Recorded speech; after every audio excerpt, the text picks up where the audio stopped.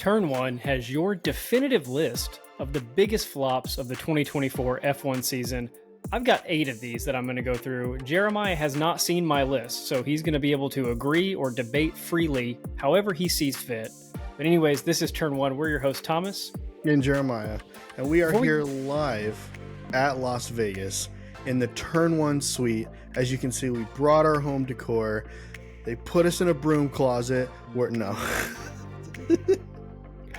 We spent our full budget going to Austin, so we did not make although the Vegas trip much cheaper this year, according to a lot of online sources I'm seeing. Not the $1,000 it was last year to get in. So if you're interested in going, look at those tickets.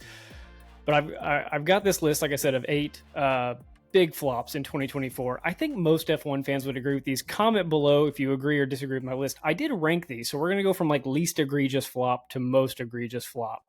I want to start though with 3 things that I think are surprisingly not flops.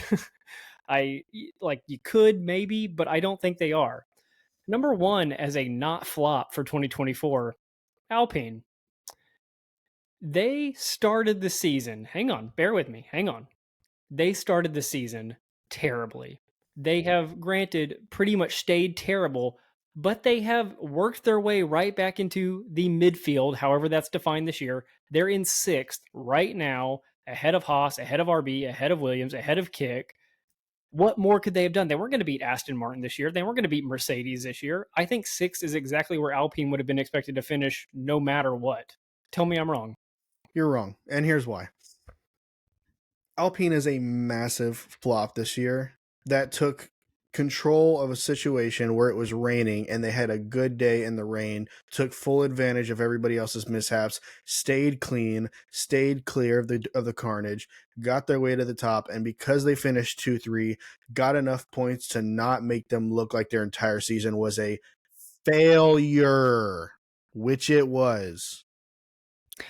I agree. It's bad, but they would have finished 6th regardless of if they came into the season ready for success. If we're talking about Aston Martin going from battling Max Verstappen last year to finishing above stake, you're calling that a massive failure. So for you to even try and save Alpine right now is a joke. They've recovered. They bounced back. If this was 3 weeks ago, I'd be on full flop team, but I don't know anymore. Flop. Okay, number 2, not a flop. The RB team. I just don't think they have a lot to work with. Of course, they're going to have the whole, driver change situation, which I might get to here in a little bit. But RB seems to be kind of the test bed for Red Bull. I don't really know if you can set proper expectations for that team going into any season. So this year with them being 8, they have 44 points. They could definitely pass Haas and Alpine before the end of the season. There's a chance they're only they're 2 points off Haas and 5 points off Alpine. So they could work their way up to 6. I don't know if that'll happen, but I just don't think that they're a flop. I think it's too unknown of what their team expectations are to say they're bad. No, it's hard to disagree with that. Their whole mantra is to be the introduction to F1 with the potential of a Red Bull seat. Now, I guess you could call it a flop in the sense of Yuki Tsunoda's been there forever, but to be honest, like you said, they're kind of not a flop. I mean, if you take Alpine out of the situation, which you should because they're terrible this year, honestly, right behind Haas, fighting for middle of the pack, it's a pretty good season. And we don't know what their expectations are, and we know it's not to be a front runner, so I'd say they did pretty well. And Yuki's 11th right now in the drivers. Yeah. And that doesn't take a lot of points to get 11th, but no, he's there. Okay, last one, surprisingly not a flop. Haas and its drivers. I think Haas just set things up wrong. Obviously, they moved on from Gunther. That had its own ramifications. They did the Nico Hülkenberg and Kevin Magnussen pairing to try to get 2 experienced drivers in that car. The only problem is that car has never really had the resources or team behind it to make it successful. So for them to be 7th right now, I think is as good as they could have asked for. Heck of a season for Haas. I'm all here for it. And Kevin Magnussen fighting through his penalty points and trying not to get banned from races. Yeah. And Hülkenberg reincarnating his career. Love it. As he gets a new seat, but Magnussen probably won't. Okay. let's move into the big eight. Like I said, I've ranked these. So we're going to start at number 8 and we're going to work our way to number 1. There are constructors in here and there are drivers in here. And I have my different reasons for these. Like I said, leave me a comment if you agree or disagree with them. Jeremiah will, of course, voice his opinion. He already has mentioned he thinks Alpine should have been in the mix, but maybe I can convince him that Alpine shouldn't be in this top 8. Maybe Alpine could be number 9. Number 8, biggest flops of 2024, Formula One. Aston Martin. Aston Martin Ooh. set expectations so high last season, 2023, when they came out of the gate, mainly Fernando Alonso, but Lance Stroll had several top 10 finishes. He was getting points. That overall, they were a really well functioning team. Aston Martin was last year. Now, of course, halfway through the season, their upgrades fell behind a little bit. They dropped back to the middle of the pack where it was kind of expected for them to be. Still much higher than Aston Martin of old, I think, in terms of reputation and what they're doing as a team. But this season, they didn't come in with that same, initial jolt. They didn't have Fernando Alonso competing with Max Verstappen the first 6 races of the year. Fernando Alonso's been fine. Lance Stroll has been terrible. We might mention him again here in a little bit. I just don't think Aston Martin is getting their bang for their buck for what Lawrence is pumping into the team. They have the best facility in Formula One. They have one of the best drivers in Formula One, and they're 5th place, and they are almost 300 points off of 4th place. That's the gap. This one's tough. I agree with this one, and I like it as a pick. The challenging part here is that they're not making the jump from back marker to middle of the pack. They're trying to go back marker to front runner in a span of 2 years, essentially. Last year they got close, and at the end of the season, things started to backtrack a little bit. They ended up finishing 7th in the constructors, I believe. 5. They were 5th in the constructors? Yeah. Okay, so I'm wrong on that, but right in the middle of the pack. So for you to think, for anybody really to think that they're going to go from back marker to middle of the pack and then middle of the pack to front runner in a span of 2 years is tough. Facilities are not. They're getting the guys in place. They signed Adrian Newey. I think the future for Aston Martin is going to be huge, but yeah, a little bit of a disappointment when you saw how last year went. And looking back at last year, they finished in 5th place last year at 280 points. Right now, they are at 86 points. They might finish the season around 100, give or take a few. So you're 180 points off the previous season. But the crazier part is this is the season where everybody's winning races because Red Bull's not dominating. And Aston Martin has not been able to get in that mix of teams winning races when everybody else could. It's just tough because we're not talking about V-Carb and Alpine and Haas. No, we're talking about McLaren, Ferrari, Mercedes, and Red Bull. That's the competition they're looking at. So, yeah, that's high standards, high goals, but compared to last year, kind of a flop. Okay, number 7, biggest flops of 2024, the Kick Sauber Stake F1 team. One, the name alone puts them as a flop because, boy, we still don't really know what their official name is. 2, they're at 0 points. I mean, Sauber used to have a little bit of history behind it. It had some reputation. Sauber is a well-known brand in motorsports, and they are going to go through this whole season without collecting a point. I find it very hard to believe Valtteri or Joe will collect a point in these last couple of races. So all that to say, I think that they have officially given up before the Audi takeover. I think that they're just done. I don't know how you don't have them higher. I mean, where do we talk about first? Do we talk about their 10, 15-second pit stops to start the season where they had like 6 or 7 of those?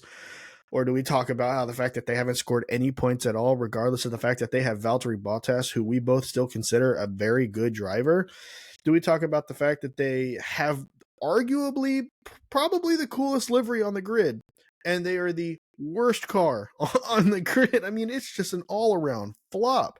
I don't know how you found 6 things that are more of a flop than this. The only reason that they're at 7 and not higher on the list is because, again, it is Kick Stake Sauber. We know what they brought last year, and it wasn't a lot. So coming into this year, expectations were low. We already knew about the Audi deal, so you're not thinking that they're going way out of their way to change anything at that factory in Switzerland or anything like that. So low expectations, but somehow even lower performance. It's really tough to pull that off. Kick. Okay. Number 6, biggest flops 2024 F1 season. Zhou Guan Yu. We're going to move over to one of the drivers for kick. And I didn't include Valtteri on this list just because we know what Valtteri can do as a driver. I That's don't not know if his fault, man. I don't know if Valtteri's the driver of old, but he is surrounded by a bad team. The reason I include Zhou is we've talked about this many, many times on our show, especially when we've done episodes on the rookie drivers or when we've been looking at driver contracts. If you are a guy fighting for a seat, which Zhou has done a couple of times now when he's been renewed at kick or whatever it was before, you have to outperform your car. And he doesn't outperform the car. Every time he's put in a halfway decent situation in that car, he blows it. That time he started a race in fourth and bogged down and got passed by everybody. And He then has flipped on his zero. head. Yeah, flipped on his head. That was a rough day for him. Glad he's all right. He's got 0 points. He is likely going to be out of F1, because I don't see another team giving him a shot when he's done nothing to prove himself as a good driver. I don't remember where we had him in our driver rankings at the beginning of the season, but I feel, and correct me if I'm wrong, I feel like we've been calling for his head for a while now. It's not enough. I mean, it really isn't. It's a good look, but I mean, Franco Colapinto doesn't even have a seat next year. I mean, there's just better people coming up. And the fact that Behrman, Colapinto, and Lawson all have points and you don't. Behrman, granted, you could argue the point, oh, well, he was in the Ferrari. No, he also did it in a Haas. He got points in a Haas. So, and Kick Sauber in general, they're just the last two cars on the grid finishing of every single race unless somebody DNFs.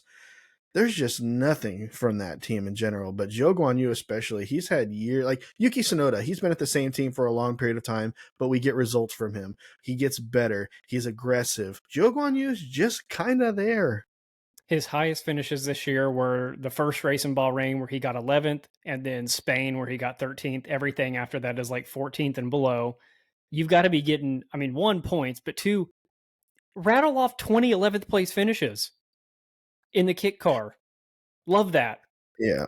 Show something, but no, you're finishing 20th, 19th, 18th. No.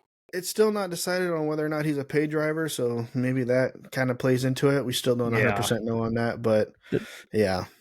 There's something with a money connection somewhere. We just don't really know what it is or if it's over the table or under the table.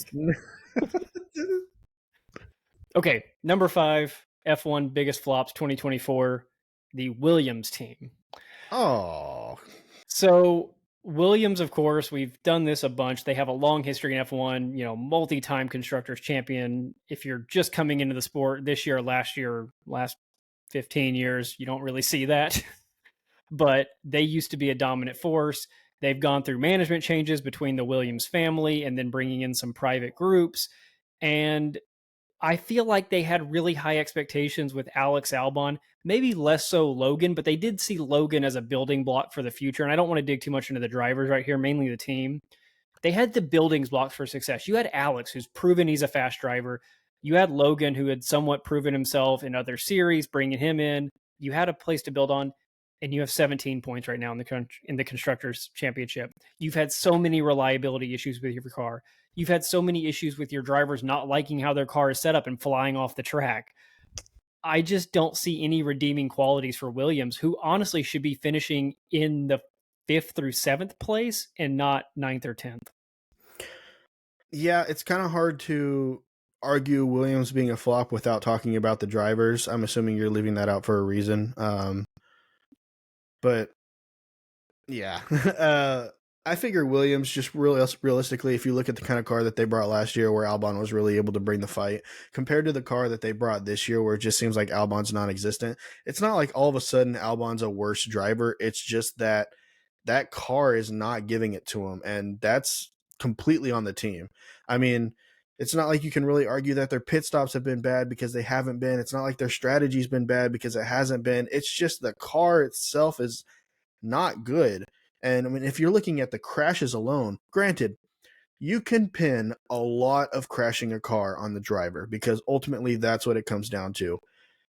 But when they crash as much as both Alex Albon and Logan Sargent did, you can't pin all of that on the driver because there's no way they do that in a different car. You got to pin some of that on the drivability of the car. And something tells me that that car is difficult to drive. I agree. And again, going back to how this team is structured, I don't know if the personnel is right. Is Mike Crack the guy over there? No, it's James House. That's right. Yeah, it's James Vowles. James House. They have one of the nicest facilities in Formula One. Williams does. They really do. I thought they had an old facility, It's outdated. it might be I mean, everything's outdated compared to like Aston and what Red Bull and Mercedes have, but in terms of scale and what they have available to them, it's extremely nice. Especially when you compare it to the old Aston facility, which was still beating the Williams team. And again, I think expectations were high, especially for what, Alex could bring. And then again, you're bringing in Logan, you're bringing in the American market, and it all just crumbles in on itself. You're going to like this one. Number 4, biggest flops of the year, Lance Stroll. Yeah, Lance Stroll I do like this is one. terrible. Now, in my book, he would probably be number 1, but I'm a little bit rational of a human, and I recognize not everybody would put him above some of these other options that I have. The dude is so bad at his job. He doesn't like his job. He actively despises doing it. So much so that when he's in Sao Paulo, he crashes on a formation lap. Sorry, he doesn't crash. He goes off the track, and when he tries to rejoin the track, he pulls through a gravel trap, which no driver, me or you, could go get an F1 car and know not to drive through a gravel trap. We know not to do that in stupid go-karts. But not Lance Stroll, who's done this for 8 seasons now? Is this season 8 or 9 for Lance Stroll? Oh my God. He is currently 13th in the driver standings, whereas Alonso is 9th. He has 24 points. He's 1 ahead of Ocon on the team that, is Alpine, which Jeremiah might put at number 1 on his worst teams of the year. Tell me I'm wrong. I don't think you can. I'm crying. He goes off on a formation lap. All he had to do was reverse. He pulls into a gravel pit and he goes, I'm beached. The only way you can navigate a gravel trap is if you're moving at high speeds. He started 3 feet off the gravel trap and just pulled into it. He's by far one of the worst drivers on the grid. I can't give him the worst spot because I still have to give that to Logan Sargent. But man, Lance Stroll is bad. And I know that earlier in the season I was talking about how, he's been getting better. He's been getting better. I can now see him as being a decent driver. I take it all back. He is so bad, it's embarrassing. And the fact that he still has a spot is completely because of his dad. And it's got to stop. It's making a mockery of the sport at this point. Yeah, he got points the first half of the season. Back half of the season, he's done nothing. And he has recorded on his line for this year, not a DNF. He has a DNS. Do you know how hard it is to get a DNS without your car being exploded from a qualifying session before? There's I'll give you an example. Wrong with it. Alex Albon had a DNS this year. Logan Sargent last year, I think, or maybe it was earlier this year, had a DNS because their car got so messed up in quali that they couldn't race in it. He got a DNS during a formation lap of a race. That is so hard to pull off. There's nothing wrong with the car. It was just beached. Ridiculous. Okay, moving on.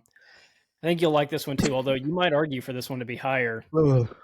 Number 3 biggest flops of 2024, the man himself, Sergio Checo Perez. I thought you had this higher. Now, I put him on this list. He has retained his seat so far for next year. He's still under contract. I guess they could change that. I've been a long proponent of keeping Sergio with Red Bull, but man, as this year wore on, it is almost impossible to defend that stance anymore. And I don't know if I really can. I think there's other drivers that should probably have that seat. He just hasn't shown anything.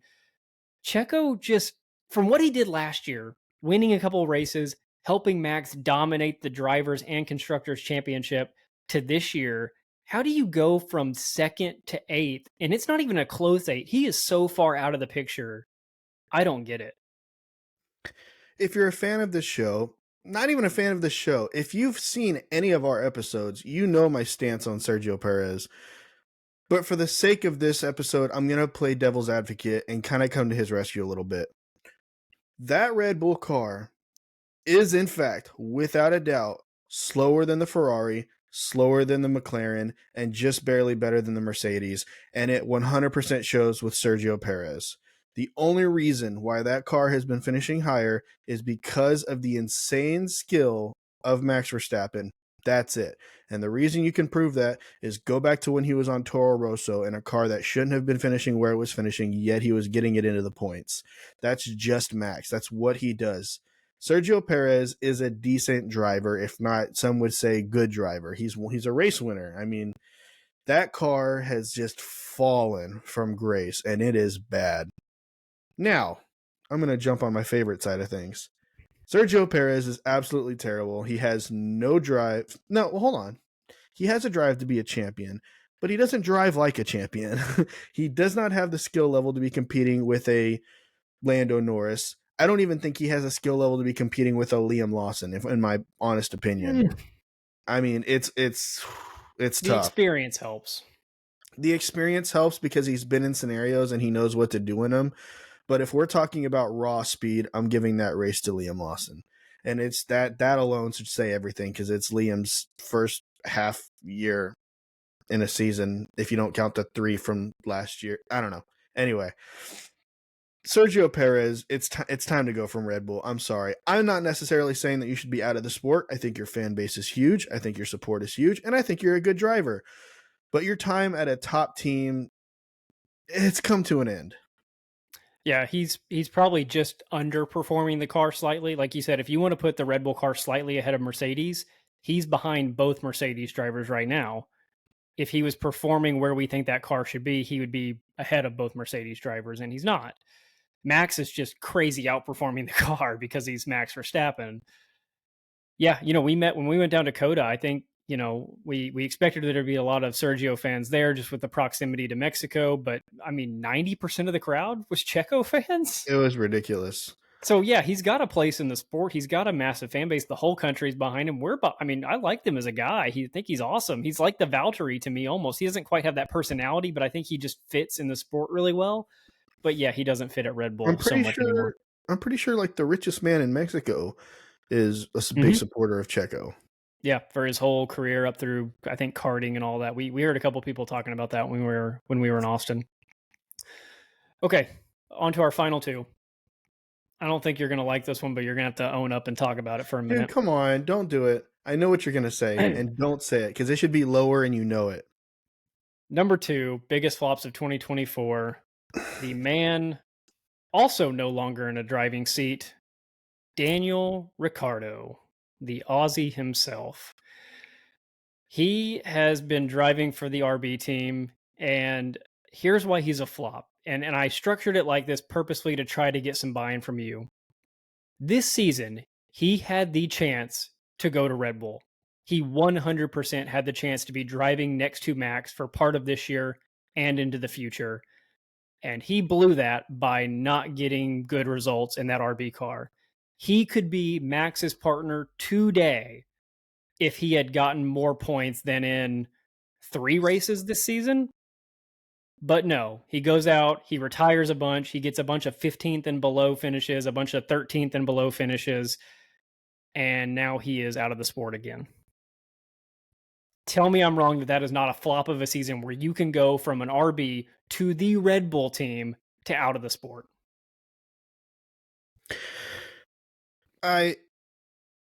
Yeah.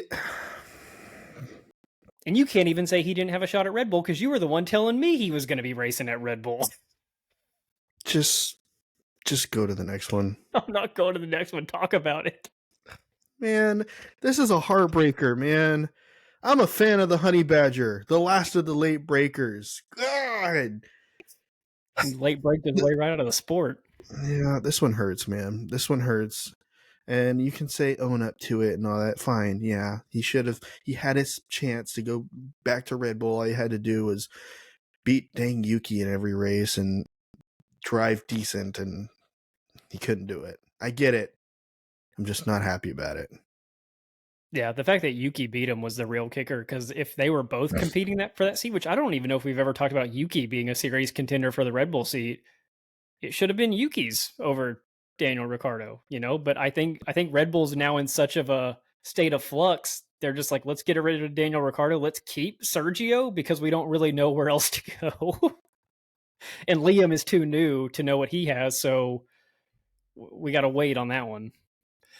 This one, this one hurts, man. I Okay, don't, I don't know what to say. let us know in the comments. Do you agree with Daniel Ricciardo being the second biggest flop of the year? I think he should This be is lower. this is where this is one is going to hurt because Daniel Ricciardo is only one spot away from this man, the brightest racing mind that Florida has ever produced, ladies and gentlemen. The biggest flop in Formula One 2024, Logan Sargent. Yeah. There's a There's reason I didn't spend any time talking about him when you were talking about Williams. So he has raced 2 seasons, well, a season and a half, a little bit more than a half, right? When did He he was get out. his seat? He got it last year. Oh yeah, yeah. I'm sorry. Yeah, Yeah, a so a season and season a and a half half. He's gotten points, I think, in one race last year on a technicality. on a technicality. And this season, he did absolutely nothing for about 16 races. He also was driving so bad that when Alex Albon crashed his car, they gave him Logan Sargent's car. Yeah. I mean, there's not much more you can say about this. The whole Logan Sargent experiment was a complete failure at Williams, and I understand what they were trying to do: tap into the American market, put an American on the grid. So they go for a guy that finished fourth in F2. I mean, I guess it was a forced feeling to begin with, and I know we had high-ish hopes. I know I said some wild things like he gets 4 points finishes in the year or something crazy. I think it Man, was I might have been wrong. more That than that. You might have that said like was 10 points finishes or something. I was wow. I mean, to only get 1 points finish, and it's just because one of the people that finished in the top 10 got a penalty, so by default you get moved up because you finished 11th. Congrats, I guess. Bald eagles fly and all that stuff. Whatever. But that entire experiment was a huge failure. He was not ready for the sport. They forced him in anyway, and it showed dramatically. Probably one of the saddest things was when we were at Coda. There's a lot of people there that are big time F1 fans, right? Because it's a lot of money to go to these races. You got to be pretty dedicated to be out there for all 3 days. There's also some casuals out there. There's some casual fans at these races. And the merch booths, let's just say, aren't updated. No. So we're out there at the United States Grand Prix, and what merch are they selling? Logan Sargent merch. Is he anywhere in the grid? Is he even there? Nope. But people are buying it because I Yeah. think they thought the logo looked cool. Which, to be fair, it is a cool looking Well, logo. it's a The decent LS. logo. But I agree with you. It was an American experiment. They didn't really play up the American thing too much. At least I didn't see that. I felt like they played it up pretty fairly when they'd Like come to home races. like the Williams team, though, I don't know about that. Not as much as other teams have played up like a German driver or an Italian driver or things like that. I think we've seen that more. He was not the guy to capture the American market. He was so bad for the choice. And yeah, he's now out of the sport. He gets replaced. He's back in IndyCar, was what I was seeing clips of. You see, you said back when we had a conversation earlier off camera too. He was never in IndyCar. He was in Was it? F2 and then Oh, went that's to right. F1. I feel And like he's now, always been around IndyCar. no, he had no correlation with IndyCar. He wanted to be a Formula One driver. But, we all want things. So, I don't know. Good Yeah. luck in IndyCar, I guess. I don't He know. Maybe probably I'll should have watch. been in IndyCar. That's where Americans belong. we can't we can't do that European driving. Let's be honest. Americans go to IndyCar and F2 drivers that don't get an F1 seat. I mean, Roman Grosjean's in IndyCar, Alexander Rossi, Christian Lundgaard. Pretty sure these are all guys that had an attempt in Formula One, didn't make it.